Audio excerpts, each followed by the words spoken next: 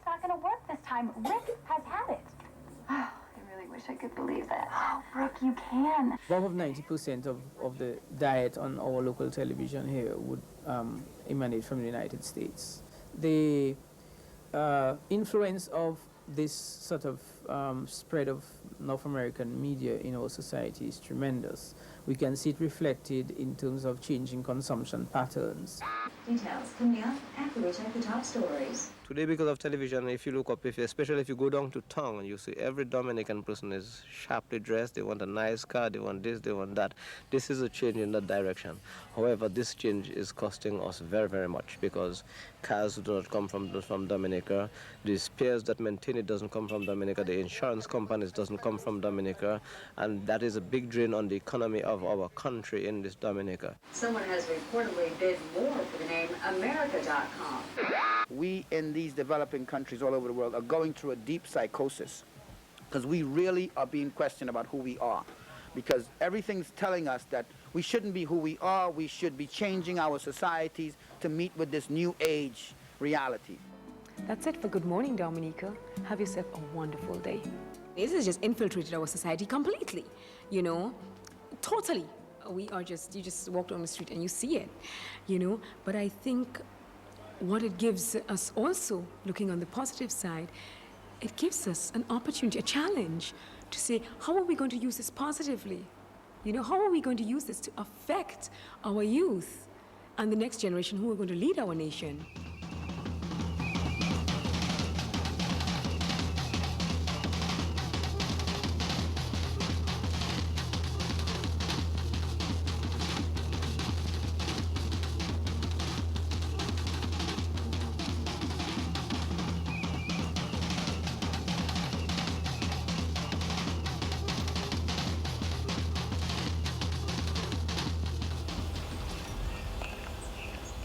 Our broadcast is a business, and the subscriber has to pay. So it's not over the air, it's via cable. And as a result, the subscriber dictates what they would like to see for their money. And based upon that, we in turn give them as best a package as we can, so we can charge them the most economic price for both of us. The current cable provider, as in all the islands, because I travel a bit, you know, serve the American fear, and they are not encouraged, in fact, to do local programming. And they won't, because people will still watch the American programming, and the advertisers will advertise on the programs that people watch. And so there's no commercial incentive.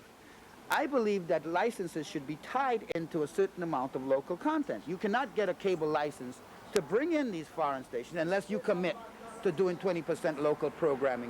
Check your email on December 15th for a special gift to you. I would like to do more local productions. The challenges to local production is the lack of sponsorship.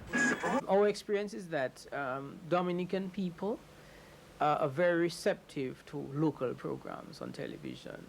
They look forward to see local programs, and given a choice, in many respects, they would forego the foreign programming to make sure that they see the local programs. Do what's right for you, Carlos. Do what's right for you. Tony? Why is The Young and the Restless probably one of the most popular soap operas in Dominica? I can imagine that maybe it's fantasy for people, you know, they maybe have a tough marriage, difficult home life or hard work, and they can come home in the evenings and tune everything out. What I would like to see is a local soap opera developed. I know that some wives have thanked me for television, because before they would never see their husbands on a Friday night and a Saturday night. And now the husbands are sitting at home with the kids, watching television. People tend to stay home more now. If you have a function, a social function, a community function happening, you have to wait until the soaps are over before you can start, you know.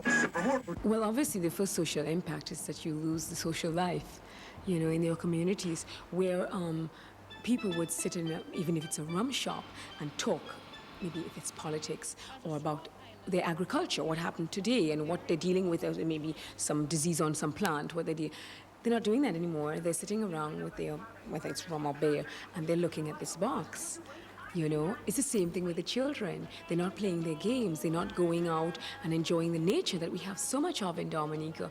But instead, they're coming together to each other's homes to watch videos or to watch television. You know, or this show is on. Oh, I want to watch this channel. It's not that it's bad, but it's that it sort of hinders the other parts of their cultural activities. That culture is pushing them to leave this culture because this culture is not good enough. Clearly it doesn't meet the standard, and the standard is set by what's coming over TV. On the positive side of things, you could say that it has broadened people's horizons in terms of their outlook on life, information about the wider world, and their capacities to begin to challenge existing structures in the society, especially political structures. Television can be a tremendous tool, but we need to have our own images and produce it from our own perspectives.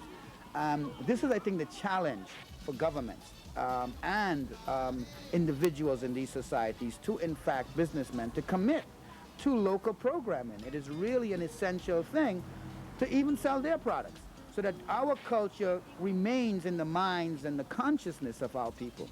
The main problem that we have is lack of adequate sponsorship from the local private sector to produce the programs. If we had the resources, the financial resources to produce, we would make miracles on the television screen. The real economic hope for that to be happening, quite frankly, is the CBU to really emerge. We need a network in the Caribbean.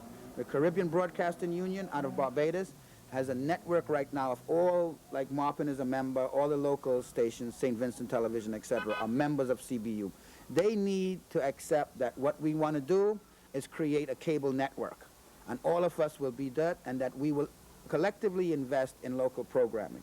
Now, in order for them to really be encouraged to do that, the governments have to insist that there must be a local, because there's no incentive. Without incentive, capitalists don't act.